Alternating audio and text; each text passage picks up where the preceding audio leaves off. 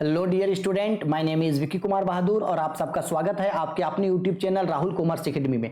कल जो आप लोगों का इकोनॉमिक्स का एग्जाम होने वाला है, आर्ट्स, कॉमर्स और साइंस के लिए, उन सभी स्टूडेंट्स के लिए मैं टॉप 40 एमसीक्यूज लेकर के आया हूं इकोनॉमिक्स का। और अगर आप इन 40 एमसीक्यूज को करोगे तो 100% गारंटी मैं लेता हूं कि ये एमसीक्यूज आप लोगों को एग्जाम में जरूर पूछे जाएंगे। 100% पूछे जाएंगे ये एमसीक्यू, ठीक है। तो अगर आप अच्छे नंबर से पास होना चाहते हैं तो इस वीडियो को शुरू से लास्ट तक जरूर देखें, क्योंकि इन 40 एमसीक्यूज को मैं आप लोगों को डिटेल में बताने वाला हूं। ये एमसीक्यू जो है वो 2022 में जो एग्जाम हुआ था उसी एग्जाम का ये जो है क्वेश्चन पेपर है। 2022 में जो एग्जाम हुआ था उसका क्वेश्चन पेपर है और यहां से 100% क्वेश्चन जो है वो आप लोगों का एग्जाम में रिपीट होंगे। मैं गारंटी लेता हूं कि अगर आप इनको क्वेश्चन पढ़ के जाओगे तो यहां से कुछ क्वेश्चन एग्जाम में आप लोगों को पूछे जाएंगे। इसकी 100% गारंटी मैं लेता हूं, ठीक है। एक एक करके डिटेल में सारे क्वेश्चन को बताऊंगा। जहां जहां जरूरत पड़ेगा वहां वहां हम आप लोगों को ग्राफ में बताएंगे, हिंदी इंग्लिश दोनों में इसको एक्सप्लेन करेंगे, ग्राफ में इसको प्रेजेंट करेंगे, साथ ही साथ इसका एक्स्ट्रा क्वेश्चंस भी बताएंगे और साथ ही साथ ये भी बताएंगे कि किस तरीके के सब्जेक्टिव में आप 40 मार्क्स में जो है वो ज्यादा से ज्यादा स्कोर कर सकते हो। सब्जेक्टिव में कौन कौन सा इंपॉर्टेंट क्वेश्चंस आप लोगों को करना है, एक्स्ट्रा क्वेश्चन भी बताएंगे, ग्राफ में भी बताएंगे, याद भी करवा देंगे, हिंदी में भी बताएंगे, इंग्लिश में भी बताएंगे। अगर आप एक बार इसको अच्छा से ध्यान देके पढ़ोगे तो आपको बहुत अच्छे तरीके से याद हो जाएगा, ठीक है। तो चलो समय नहीं गवाते हैं और टॉप 40 एमसीक्यूज जो है जो पिछले साल के मॉडल पेपर में पूछा गया था, पिछले साल के एग्जाम में पूछा गया था, उसको पढ़ते हैं, ठीक है। चलो, तो पहला क्वेश्चन नंबर बोल रहा है, who gave the definition of economy related to welfare, यानी बोल रहा है अर्थशास्त्र की कल्याण संबंधी परिभाषा के जन्मदाता थे। यानी किस साइंटिस्ट ने यह कहा था कि अर्थशास्त्र जो है वो कल्याण से संबंधित है। किस अर्थशास्त्री ने यह कहा था कि जो इकोनॉमी जो है वो सोशल वेलफेयर से रिलेटेड है। तो देखो, सोशल वेलफेयर यानी कि मानव कल्याण, ध्यान से समझना, अर्थशास्त्र मानव कल्याण से संबंध है। सपोज कर लो कि हम लोग ये मनुष्य हैं, हम लोग क्या है, ये ह्यूमन बींग्स हैं, हम लोग ये मनुष्य हैं, ठीक है। हम लोग मान लो अंधकार में हैं, हम लोग कहां पे हैं जी, अंधकार में हैं, ठीक है। अब हम लोगों को अंधकार से प्रकाश की ओर आना है, हम लोगों को अंधकार से किसकी ओर आना है, प्रकाश की ओर। तो प्रकाश की ओर, अंधकार से प्रकाश की ओर हम लोग तभी आ पाएंगे जब हम लोग मशाल जलाएंगे। क्या जलाएंगे, मशाल। यानी हम लोगों के लाइफ में जो अंधकार है उस अंधकार को दूर करने के लिए हमको जो है वो मशाल जलाना पड़ेगा। मशाल से ही हम लोग अंधकार को दूर करके मानव का कल्याण कर सकते हैं। मानव का कल्याण के लिए मशाल का जरूरत है, तो मशाल से याद रहेगा मार्शल। मशाल से क्या याद रहेगा, मार्शल, ठीक। हाँ, इसके अलावा कुछ और क्वेश्चंस भी आप लोगों को समझा देते हैं।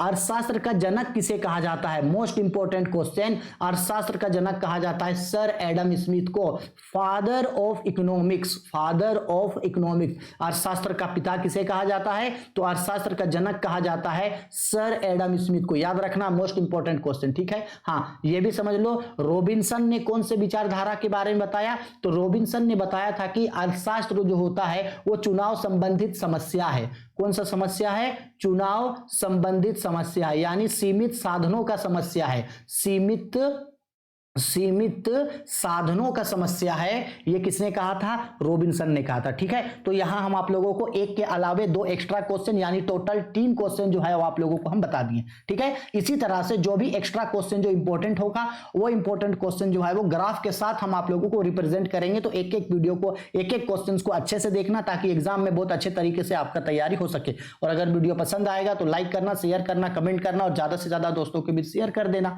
ताकि उन्हें भी हेल्प हो सके। 2 नंबर बोला गया है, विच इकोनॉमी हैज को existence of private and public sector. निम्न में से किस अर्थव्यवस्था में निजी क्षेत्र और सार्वजनिक क्षेत्र का सास्तित्व होता है। यानी एक ऐसा इकोनॉमिक्स जिसमें प्राइवेट सेक्टर और पब्लिक सेक्टर दोनों आता है, तो ऐसे इकोनॉमिक्स को बोलते हैं मिक्स्ड इकोनॉमी, यानी कि मिश्रित अर्थव्यवस्था। हम पहले भी आप लोगों को इकोनॉमिक्स ये पढ़ाए हैं कि ऐसा अर्थशास्त्र जिसमें निजी क्षेत्र और सार्वजनिक क्षेत्र दोनों आता है उसको मिश्रित अर्थव्यवस्था यानी कंबाइंड इकोनॉमी कहते हैं, ठीक है। और याद रखना, जो इंडियन इकोनॉमी है, कौन सा इकोनॉमी जी, इंडियन इकोनॉमी, यानी जो भारत का अर्थशास्त्र है वो भारत का अर्थशास्त्र भी एक मिश्रित अर्थशास्त्र है, क्योंकि भारत के अर्थशास्त्र में भी निजी क्षेत्र और सार्वजनिक क्षेत्र दोनों आते हैं। यह भी क्वेश्चन पूछता है बोर्ड में कि भारत का अर्थशास्त्र किस तरीके का है, तो आप देख लेना कि भारत का अर्थशास्त्र जो है वो एक मिश्रित अर्थशास्त्र होता है, ठीक है। आया समझ में। चलो आगे बढ़ते हैं क्वेश्चन नंबर 3 पे। Which economics first use to word micro and macro in economics? अर्थशास्त्र शब्द व्यष्टि और समष्टि का प्रयोग सर्वप्रथम किस अर्थशास्त्री ने किया था? हाँ जी, हम आप लोगों को ये पढ़ाए हैं कि अर्थशास्त्र वो इकोनॉमिस्ट जिन्होंने अर्थशास्त्र को दो क्षेत्रों में बांटा, जो शाखाओं में बांटा। एक है आपका व्यष्टि अर्थशास्त्र और एक होता है समष्टि अर्थशास्त्र। उनका नाम था रेगनर फ्रिस। अच्छा, याद कैसे रहेगा? तो देखो, याद करने का तरीका मैं बताया था मैंने आप लोगों को। सपोज कर लो ये मछली है। क्या है? ये मछली है। थोड़ा हमसे ड्राइंग नहीं बनता है, एडजस्ट कर लेना। सपोज कर लो ये मछली है, आपके घर में मछली आया, फिश आया। क्या आया? फिश। तो फिश ऐसे ही तो नहीं बनता है, फिश को आप टुकड़ा कर देते हो। तो फिश को दो भागों में बांट दिया। जैसे इकोनॉमिक्स को दो भागों में बांटा, वैसे ही फिश को दो भागों में बांटा। तो फिश को बांटा यानी कि फ्रिश। तो फ्रिश से याद रहेगा आपको फिश। ठीक है, आया समझ में? ठीक है, अल्फ्रेड मार्शल ये सब नहीं थे। एडम स्मिथ को तो अर्थशास्त्र का पिता कहा जाता है। ठीक है, चलो आते हैं क्वेश्चन नंबर 4 पे। बोल रहा है the reason for which the size of production possibility curve is concave toward the original point. बोला गया है उत्पादन संभावना वक्र का आकार मूल बिंदु की ओर अवतल होने का क्या कारण है? तो मूल बिंदु की ओर अवतल होने का क्या कारण है? तो इसका आंसर होगा ऑप्शन नंबर 4। 3 नहीं, इसका आंसर होगा 4। बढ़ती सीमांत अवसर लागत, राइजिंग मार्जिनल अपॉर्चुनिटी कॉस्ट। क्योंकि जैसे जैसे मार्जिनल कॉस्ट जो होता है वो बढ़ते जाता है, वैसे ही जो है उत्पादन संभावना वक्र यानी कि प्रोडक्शन पॉसिबिलिटी कर्व जो पीपीसी है वो मूल बिंदु यानी जीरो एक्सिस की ओर जो है वो अवतल होते चला जाता है। क्या होते चला जाता है? अवतल होते जो है वो चला जाता है। इस तरीके से अवतल होते जो है वो चला जाता है। ठीक है, आया समझ में? ठीक है, अब आते हैं क्वेश्चन नंबर हम लोग 5 पे। 5 पे बोला the alternative name of opportunity cost. अवसर लागत का वैकल्पिक नाम क्या है? तो अवसर लागत का वैकल्पिक नाम होता है आपका आर्थिक लागत यानी कि इकोनॉमिक्स रेंट। ठीक है, आया समझ में? अवसर अपॉर्चुनिटी कॉस्ट का दूसरा नाम होता है इकोनॉमिक रेंट। इसके जगह होना चाहिए था यहाँ पे इकोनॉमिक कॉस्ट। ठीक है, चलो 5 नंबर हो गया। 5 के बाद आते हैं क्वेश्चन नंबर 6 पे। Consumers behaviour is studied in. उपभोक्ता व्यवहार का अध्ययन किया जाता है। तो उपभोक्ता का मतलब होता है एक व्यक्ति। उपभोक्ता मतलब एक व्यक्ति, और एक व्यक्ति के बारे में किसमें पढ़ते हैं? एक व्यक्ति के बारे में हम लोग पढ़ते हैं सूक्ष्म अर्थशास्त्र में पढ़ते हैं। सूक्ष्म अर्थशास्त्र यानी कि कौन से इकोनॉमिक्स में? माइक्रो इकोनॉमिक्स में। तो इसका आंसर होगा सूक्ष्म अर्थशास्त्र यानी कि माइक्रो इकोनॉमिक्स में। यह भी पढ़ाया हुआ क्वेश्चन है। अच्छा, क्वेश्चन में ये पूछेगा आप लोगों का जो सब्जेक्टिव क्वेश्चन होगा, उस सब्जेक्टिव क्वेश्चन में एक इंपॉर्टेंट क्वेश्चन बन के आएगा। सबसे पहला तो माइक्रो और मैक्रो इकोनॉमिक्स का अर्थ यानी कि समष्टि और व्यष्टि अर्थशास्त्र का अर्थ आएगा, और दूसरा उन दोनों में डिफरेंसेस, माइक्रो और मैक्रो इकोनॉमिक्स में डिफरेंसेस यानी व्यष्टि और समष्टि अर्थशास्त्र में अंतर, ये क्वेश्चन पूछा जाएगा। इसको अच्छा से करना। समष्टि अर्थशास्त्र क्या है, व्यष्टि अर्थशास्त्र क्या है, समष्टि और व्यष्टि अर्थशास्त्र में अंतर, ये क्वेश्चन पूछा जाएगा। इसको अच्छे से करके जाना। ठीक है, चलो क्वेश्चन नंबर 7 पे आते हैं। How do we calculate marginal utility. ये जो है जेक का मॉडल पेपर में भी था, ये जो है कोडरमा का मॉडल पेपर में भी था, ये जो है आपका शर्मा गेस्ट पेपर में भी है, वर्मा गेस्ट पेपर में भी है, और ये जो क्वेश्चन है ये पिछले साल भी पूछा है, तो इस साल भी फिर रिपीट होगा। तो मार्जिनल यूटिलिटी का फॉर्मूला होता है delta total utility by delta Q. ठीक है, याद रखना। इसका आंसर होगा ऑप्शन नंबर 3। ये क्वेश्चन एग्जाम में पूछा जाएगा। 1 मिनट, हाँ ठीक है, अच्छा से समझ लेना, इसको पूछा जाएगा एग्जाम में, बहुत इंपॉर्टेंट है। ठीक है, हिंदी में भी देखो वही चीज बोला गया है। चलो अब आते हैं क्वेश्चन नंबर 8 पे। थोड़ा सा इसको ऊपर करते हैं। क्वेश्चन नंबर 8 पे देखो क्या बोल रहा है। Who pronounced the ordinal theory. बोला गया है उपयोगिता का क्रमवाचक सिद्धांत किसने दिया? तो क्रमवाचक सिद्धांत यानी कि ये जो आपका ऑर्डिनल थ्योरी है, इसके बारे में किसने बताया था?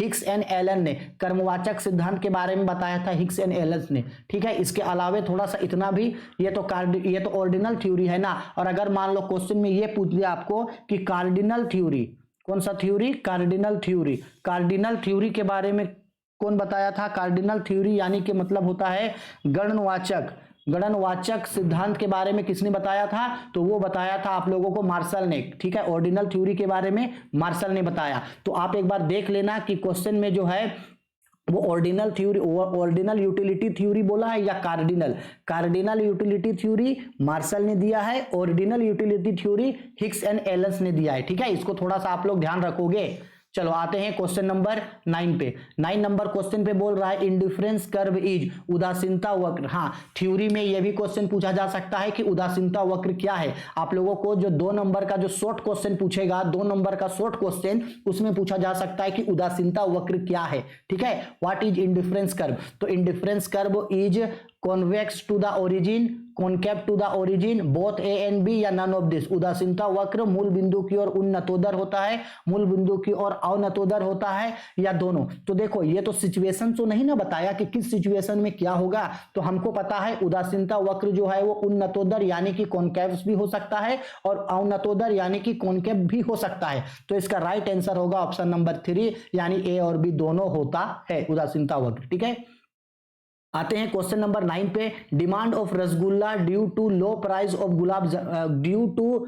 Demand for gulab jamun due to low price of rasgulla, यानी रसगुल्ला की कीमत कम होने पर गुलाब जामुन की मांग क्या होगी। ये तो एकदम नॉर्मल क्वेश्चन है। सपोज कर लो आपके पास ये 2 चीज है, एक में है सपोज कर लो ये है आपका गुलाब जामुन, 1 मिनट रुको, सबसे पहले रसगुल्ला है ना, गुलाब जामुन नहीं, ये है आपका सपोज कर लो ये है आपका रसगुल्ला। ये क्या है आपका जी रसगुल्ला। आहा, आप लोग के मुंह में तो पानी आ गया। रसगुल्ला और ये है गुलाब जामुन। ठीक है, गुलाब जामुन। सपोज कर लो इन दोनों का ही कीमत 10 रुपया था, इसका भी कीमत 10 रुपया, इसका भी कीमत 10 रुपया। अब क्या हुआ कि रसगुल्ला का कीमत घट गया, रसगुल्ला का कीमत 7 रुपया हो गया। अब अगर रसगुल्ला का कीमत 7 रुपया हो गया तो बताओ आप किसको खरीदोगे ज्यादा। हर कोई रसगुल्ला को खरीदेगा। क्यों? क्योंकि रसगुल्ला का कीमत कम हो गया। भाई आप या तो रसगुल्ला खाओगे या गुलाब जामुन, तो ये दोनों ही एक दूसरे का प्रतिस्थापन गुड्स है। प्रतिस्थापन यानी कि सब्स्टिट्यूट गुड्स है दोनों एक दूसरे का। कौन सा गुड्स है? Substitute goods. और सब्स्टिट्यूट गुड्स का रूल होता है कि जब एक गुड्स का प्राइस घटता है तो दूसरे गुड्स का डिमांड भी जो है ऑटोमेटिक घट जाता है। एक गुड्स का प्राइस बढ़ेगा तो दूसरे गुड्स का प्राइस ऑटोमेटिक बढ़ जाएगा। तो यहां जब रसगुल्ला का कीमत घट जाएगा तो आप लोग रसगुल्ला खरीदोगे, हम भी रसगुल्ला खरीदेंगे, सब लोग रसगुल्ला ही खाएंगे। तो रसगुल्ला का डिमांड बढ़ जाएगा और गुलाब जामुन का डिमांड घट जाएगा। ठीक है, घट जाएगा यानी विल बी लेस, कम हो जाएगा। क्यों? क्योंकि ये दोनों एक दूसरे का प्रतिस्थापन वस्तु है। ठीक है, चलो आते हैं क्वेश्चन नंबर 11 पे। बजट लाइन इंडिकेट्स, बजट रेखा क्या इंडिकेट करती है? तो बजट लाइन जो होता है वो उस गुड्स का प्राइस रेशियो को यानी मूल्य को जो है वो इंडिकेट करता है। बजट रेखा मूल्य को इंडिकेट करता है। 13 नंबर पे आते हैं। Marginal rates of substitutes indicates, जो मार्जिनल रेट्स होता है सब्स्टिट्यूशन का वो क्या इंडिकेट करता है? वो इंडिकेट करता है slopes of indifference curve, indifference curve के ढलान को जो है वो इंडिकेट करता है। ठीक है, हिंदी में थोड़ा सा पढ़ लेते हैं। प्रतिस्थापन की सीमांत दर क्या इंगित करती है? तो प्रतिस्थापन की सीमांत दर इंगित करती है अंधिमान वक्र का ढलान। ठीक है, चलो आगे बढ़ते हैं क्वेश्चन नंबर 13 पे। If the increase in income of consumer reduce the demand of commodity X, then the commodity X will be, यदि उपभोक्ता की आय में वृद्धि से वस्तु X की मांग में कमी हो जाती है तो वस्तु X होगी। ध्यान से समझना, नॉर्मली क्या होता है हम लोग ये देखते हैं कि आय और मांग में किस तरीके का रिश्ता होता है, यानी कि इनकम एंड डिमांड में बेसिकली किस तरीके का रिलेशन होता है। तो हमको पता है कि जब किसी भी पर्सन का इनकम बढ़ता है तो उसका डिमांड भी बढ़ता है, और जब किसी पर्सन का इनकम घटता है तो उसका डिमांड भी घटता है। नॉर्मली तो यही सिचुएशन होता है। If income is increase then demand is also increase, in income is decreased then demand will be also decrease। But कुछ कुछ ऐसा भी गुड्स होता है जहां अगर मान लो किसी वस्तु का सपोज कर लो एक ये पर्सन है जो एक वस्तु X को खरीदता है, तो जब इसका आय बढ़ता है तो इसका डिमांड घट जाता है। अरे भाई उल्टा हुआ कि अगर मान लो आय बढ़ गया तो उसका डिमांड जो है वो घट गया। ऐसा क्यों हुआ? ऐसा इसलिए हुआ क्योंकि वो गिफ्ट वस्तुओं का क्रय करता है। एग्जाम में शॉर्ट क्वेश्चन में ये पूछा जा सकता है गिफ्ट वस्तुएं क्या है। तो याद रखना गिफ्ट वस्तुएं को निम्न वस्तुएं या घटिया वस्तुएं कही जाती है। इन वस्तुओं का एक नियम है कि जब किसी उपभोक्ता का आय बढ़ता है तो इस वस्तु का जो मांग है वो घट जाता है, और जब इन वस्तुओं का जब कीमत बढ़ता है तो इसका मांग भी जो है वो बढ़ जाता है। ऐसे वस्तुओं को गिफ्ट वस्तुओं कहते हैं, यानी इसका राइट आंसर होगा ऑप्शन 4 गिफ्ट वस्तुएं। गिफ्ट वस्तुएं ऐसे वस्तुएं हैं जिनमें अगर इनकम बढ़ भी जाएगा तो उसका डिमांड जो है वो घट जाएगा।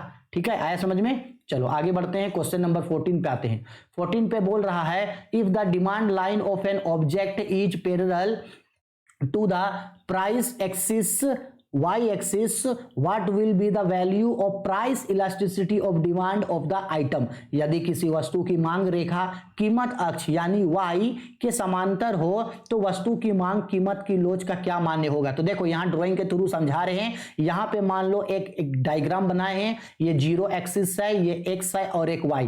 तो ये जो है मान लो ये किसी वस्तु का किस चीज को बता रहा है, ये किसी वस्तु का मान लो कीमत को बता रहा है। और मान लो इसी के बराबर एक और लाइन खींच दे, इसी का सीधा में एक और लाइन। तो जब इस लाइन को खींचेंगे तो ये तो आके यहाँ पे जीरो को टच करेगा, देखो जीरो लाइन को टच करेगा। तो इस कंडीशन पे जो उस वस्तु का जो प्राइस इलास्टिसिटी है यानी कीमत में जो है वो कोई भी परिवर्तन नहीं होगा, पहले जितना था आज भी इतना है, यानी परिवर्तन जो है वो शून्य होगा यानी कि जीरो होगा। ठीक है, तो 14 का राइट आंसर होगा आपका ऑप्शन नंबर 4। ठीक है, चलो अब आते हैं हम लोग क्वेश्चन नंबर 15 पे। Consumers equilibrium take a point when, उपभोक्ता का संतुलन उस बिंदु पर होता है जहां, ये भी हम क्वेश्चन आप लोगों को पढ़ाए थे, उपभोक्ता का संतुलन उस बिंदु पर होता है जहां उसका मार्जिनल यूटिलिटी जो है वो प्राइस के बराबर होता है, यानी कि सीमांत उपयोगिता जो है वो मूल्य के बराबर है, यानी वो जितना एक्स्ट्रा पैसा खर्च करेगा उतना के बराबर जो है उसको उपयोगिता मिल जाना चाहिए, तब वो जो है वो संतुलन की स्थिति पे आ जाएगा। ठीक है, चलो क्वेश्चन नंबर 16 पे। फॉर गिफिन गुड्स, अभी गिफिन गुड्स के बारे में बताएं। फिर for Giffen goods price elasticity of demand is, Giffen वस्तुओं के लिए कीमत की मांग लोच क्या होगी। तो हम अभी बताए थे अगर गिफिन वस्तुएं हैं और ऐसे वस्तुओं का अगर कीमत का मतलब होता है कि प्राइस और उसका मांग। ठीक है, तो गिफिन वस्तुओं के बारे में क्या बताए थे, मांग बोले तो डिमांड। हम गिफिन वस्तुओं के बारे में अभी क्या बताए थे कि अगर उसका कीमत बढ़ता है तो उसका मांग भी बढ़ता है, और अगर कीमत घटता है तो उसका मांग भी घटता है, यानी ये जो है एक पॉजिटिव रिलेशन को इंडिकेट करता है। कौन सा रिलेशन को, पॉजिटिव। तो गिफिन वस्तुओं के लिए जो इनकम जो है वो उसके डिमांड पे किस तरीके का इफेक्ट छोड़ता है, पॉजिटिव इफेक्ट छोड़ता है, यानी कि धनात्मक इफेक्ट छोड़ता है। ठीक है, आ रहा है समझ में, 16 का आंसर होगा ए नंबर। ठीक है, आते हैं क्वेश्चन नंबर 17 पे। ये बोला जा रहा है for the two instrumental labour को एल बोला, कैपिटल को के बोला, what will be the form of production function. तो प्रोडक्शन फंक्शन का फॉर्मूला होता है Q is equal to functions L into K. इसको याद रखना, फॉर्मूला ये होता है। मोस्ट इंपॉर्टेंट क्वेश्चन है, फॉर्मूला याद रखना। ठीक है, 17 देख लेना, इसका फॉर्मूला ये है, हिंदी में देख लेना कि श्रम को लेबल को एल बोला, पूंजी को के बोला, तो उत्पादन फलन क्या होगा, तो उत्पादन फलन का फॉर्मूला ये होगा। देख लेना, अच्छा क्वेश्चन है। ठीक है, क्वेश्चन नंबर 18, व्हाट इज या आर फैक्टर्स ऑफ प्रोडक्शन। हम कल ही बताए थे आपको उत्पादन के साधन क्या क्या है। उत्पादन के साधन भूमि, श्रम, भूमि पूंजी श्रम तीनों होता है, तो राइट आंसर डी होगा। प्रोडक्शन फंक्शन है, लैंड भी होता है, कैपिटल भी होता है, लेबर भी होता है, तो इसका राइट आंसर होगा आपका ऑप्शन नंबर 4। ठीक है, कल ही बताए थे। Question number 19, when total product is maximum then the marginal product, जब कुल उत्पाद अधिकतम होता है तो सीमांत उत्पादन होगा। ये हम आप लोगों को डायग्राम के थ्रू उस समय भी समझाए थे, आओ एक बार फिर आप लोगों को डायग्राम के थ्रू समझाते हैं। सपोज कर लो ये एक डायग्राम है, ये है 0 और ये है एक्स, ये वाई। सपोज कर लो यहाँ पे इस तरीके से जो हम आप लोगों को ड्राइंग बताए थे, ये इस तरीके का ड्राइंग है। ठीक है, अब ध्यान से समझना क्योंकि इसके ऊपर लॉन्ग क्वेश्चन में भी पूछेगा। ये है आप लोगों का, हम लोगों का है ये टोटल प्रोडक्ट और ये है हम लोगों का मार्जिनल प्रोडक्ट। ठीक है, तो देखो टोटल प्रोडक्ट यहाँ पे मैक्सिमम है, सबसे ऊपर में है, तो इसी के ठीक सीधा में, इसी के ठीक सीधा में यहाँ देखो जो आपका मार्जिनल प्रोडक्ट है वो कौन किसको टच कर रहा है, वो टच कर रहा है आपको 0 को। तो यानी ये समझ जाओ कि जब टोटल प्रोडक्ट यानी कि कुल उत्पाद जब अधिकतम होता है तो आपका सीमांत उत्पाद यानी मार्जिनल प्रोडक्ट क्या होता है, 0 पे टच करता है, तो इसका राइट आंसर होगा 0, शून्य। ठीक है, हाँ, और थोड़ा सा याद रखो क्वेश्चन में यह भी पूछेगा what is relationship between total product और मार्जिनल प्रोडक्ट, या इसी के जगह प्रोडक्ट को हटा के यूटिलिटी पूछेगा, total utility and marginal utility, इसके बीच रिलेशन पूछा जाता है। तो इसके बीच जो है वो 3 रिलेशन होता है। कितना रिलेशन होता है, 3। क्या रिलेशन होता है कि जब टोटल यूटिलिटी बढ़ रहा होता है तो मार्जिनल यूटिलिटी भी बढ़ता है लेकिन पॉजिटिव वे में, घटता है लेकिन पॉजिटिव वे में, और जब टोटल यूटिलिटी मैक्सिमम होता है तो मार्जिनल यूटिलिटी 0 होता है, और जैसे ही टोटल यूटिलिटी गिरने लगता है यानी डाउन होने लगता है, घटने लगता है, तो मार्जिनल यूटिलिटी भी घटने लगता है, पॉजिटिव से नेगेटिव हो जाता है। आया समझ में। ठीक है, तो इन लोगों के बीच रिलेशन भी पूछा जा सकता है, तो मोस्ट इंपोर्टेंट क्वेश्चन है। आगे बढ़ते हैं हम लोग क्वेश्चन नंबर 20 पे। क्वेश्चन नंबर 20 पे क्या बोल रहा है, बोला है at the time of all the factors of production में बी चेंज्ड, वह कौन सा समय है जिसमें उत्पादन के सभी साधनों को परिवर्तित किया जा सकता है। तो कल भी बताए थे हम आप लोगों को, उत्पादन के सभी साधनों को परिवर्तित किया जाता है लॉन्ग रन में, दीर्घकाल के लिए उत्पादन के सभी साधनों को परिवर्तित किया जा सकता है। ठीक है, तो 20 का आंसर होगा आपका ऑप्शन नंबर 2। आगे बढ़ते हैं क्वेश्चन नंबर 21 पे। बोला गया है ईच पॉइंट ऑफ द इस्पोड curve refers to the combination of two instrumental that he ... object they produced only। बोला गया है समुत्पाद वक्र का प्रत्येक उत्पाद दो साधनों के वैसे संयोगों को दर्शाता है जो वस्तु की ...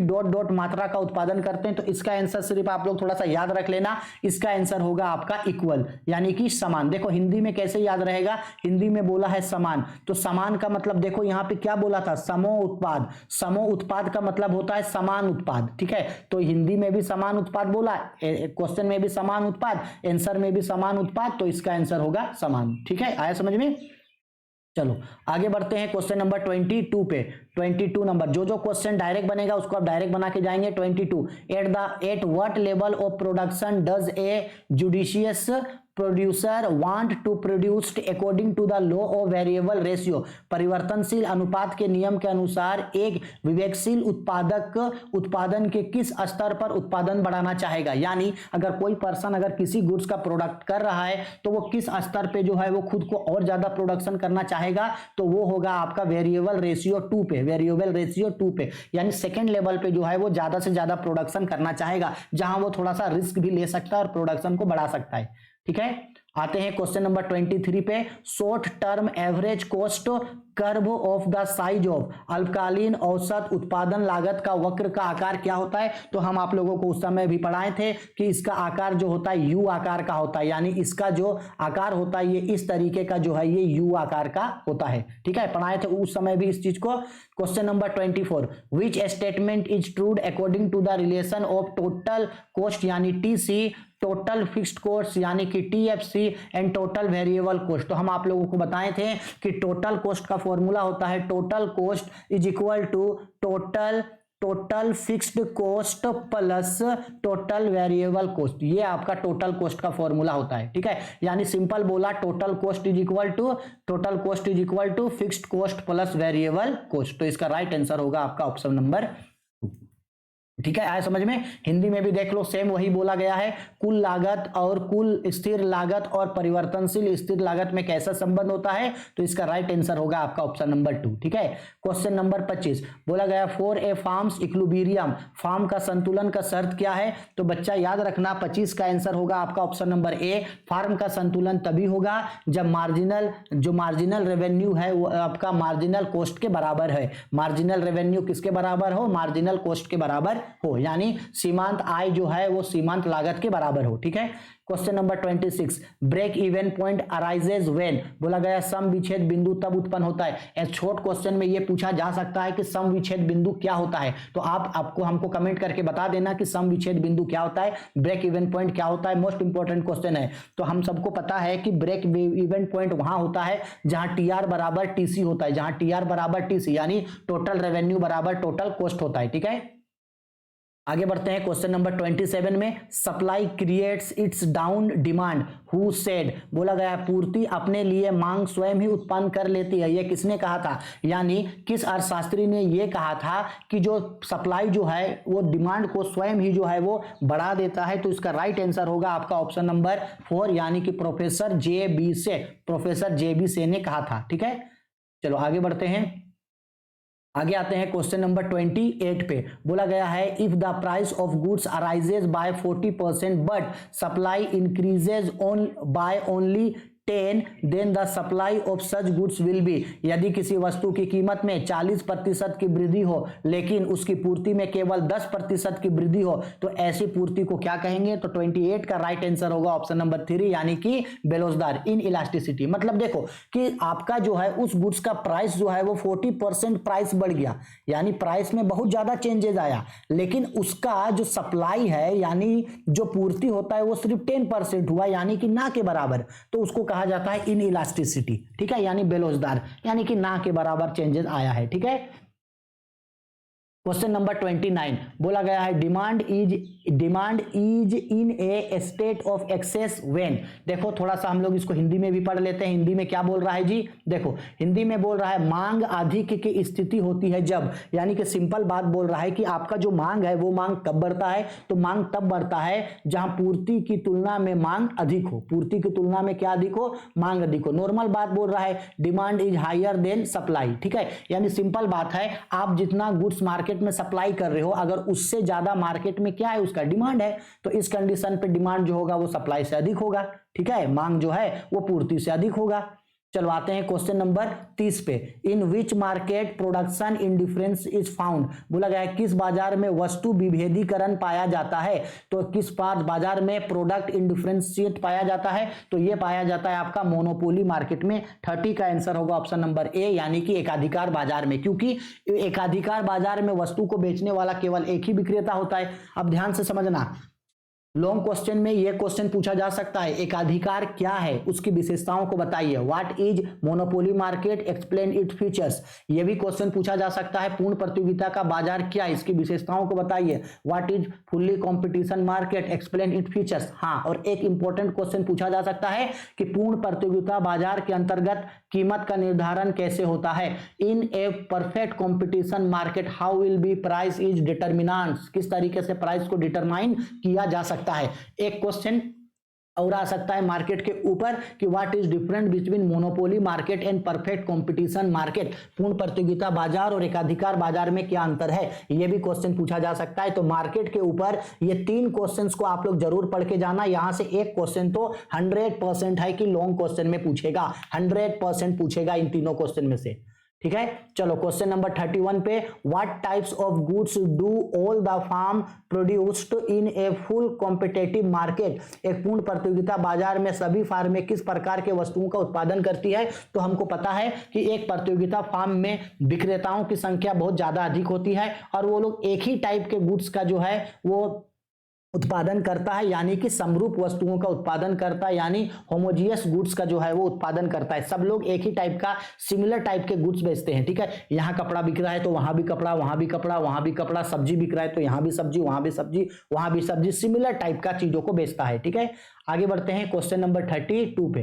32 नंबर पे बोल रहा है what is the relationship between AR curve and MR curve under monopoly. एकाधिकार के अंतर्गत AR और MR में क्या संबंध होता है? तो एकाधिकार में AR और MR में क्या संबंध होता है? तो ये जो आपका AR जो होता है वो MR के मुकाबले क्या होता है? अधिक होता है, अधिक होता है। ठीक है, यानी एवरेज रेवेन्यू जो होता है वो मार्जिनल कॉस्ट, मार्जिनल रेवेन्यू से अधिक होता है। क्यों?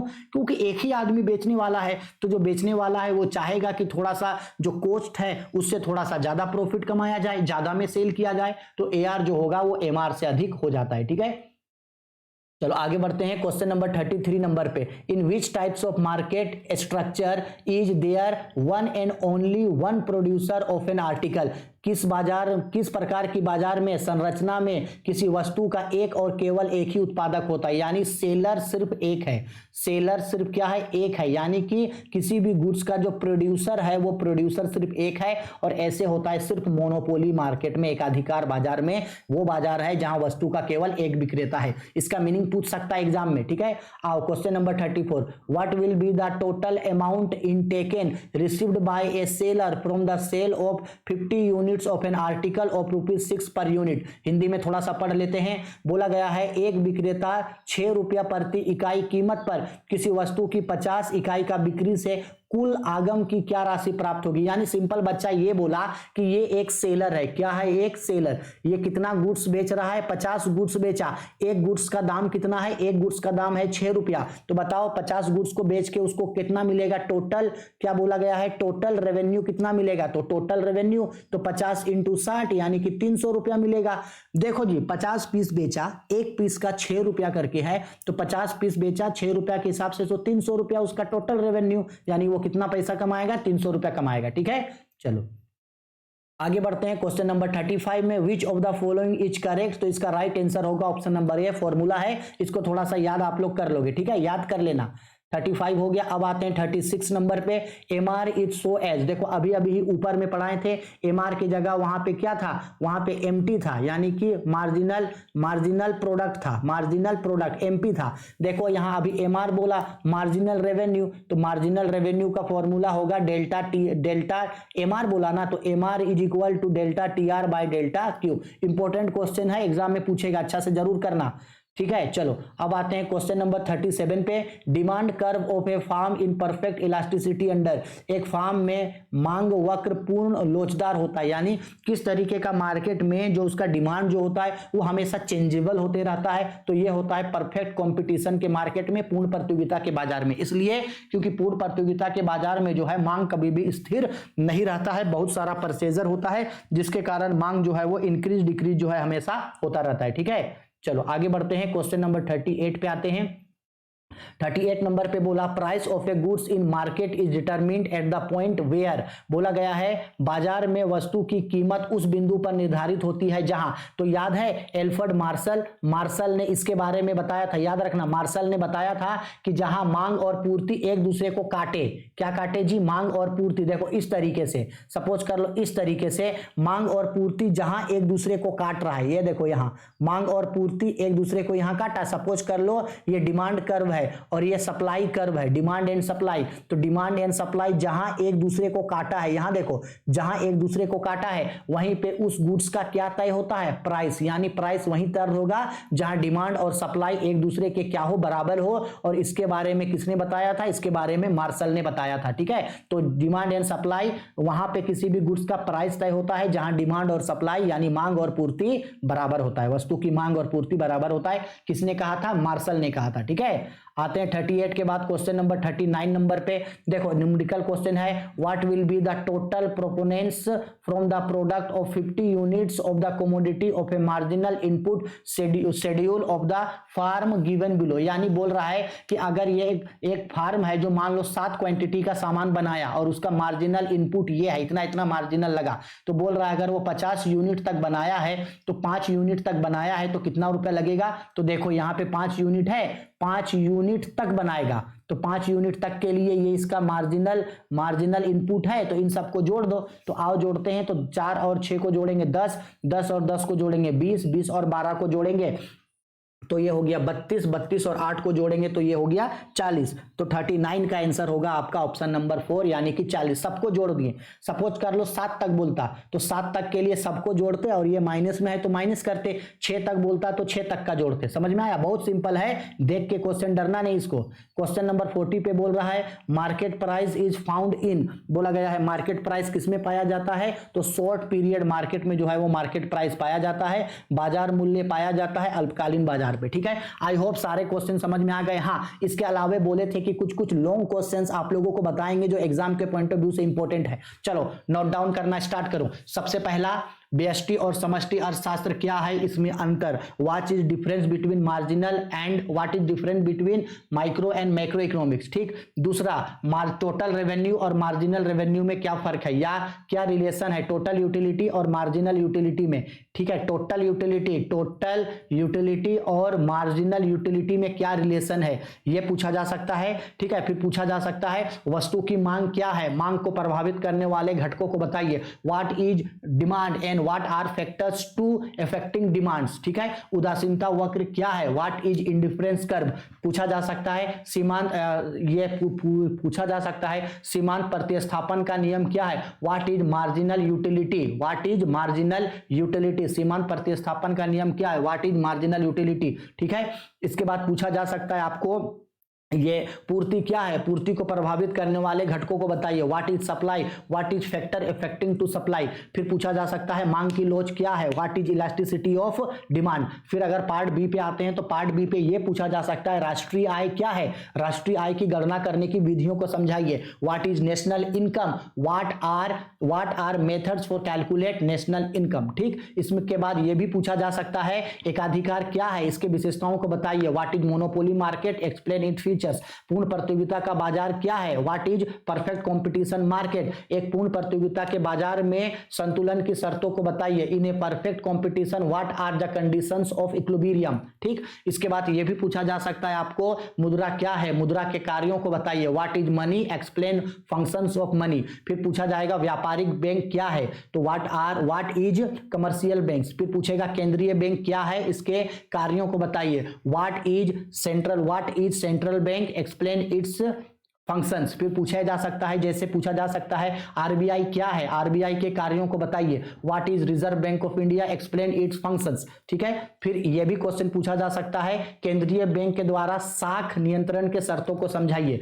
ठीक है, यानी credit creation by the RBI. फिर एक क्वेश्चन जो है आगे कुछ एक क्वेश्चन ये भी कर लेना आप लोग कि आपका ये वो भुगतान संतुलन क्या है, इसके विभिन्न मदों को बताइए। What is balance of payment, explain it भी एलिमेंट्स। ठीक है, इस तरीके के कुछ कुछ क्वेश्चन को करके जाना ना, ओवरव्यू करके जाना। डेफिनेटली जो है आप लोगों का एग्जाम में क्वेश्चन जो है वो लॉन्ग क्वेश्चन जो है वो थ्योरिटिकल क्वेश्चन जो है आप लोगों को लड़ जाएगा। ठीक है, अगर आप लोग चाहते हैं कि अलग से थ्योरिटिकल क्वेश्चन का वीडियो बनाए वो भी कमेंट करके बताना, वो भी हम आप लोगों को बता देंगे।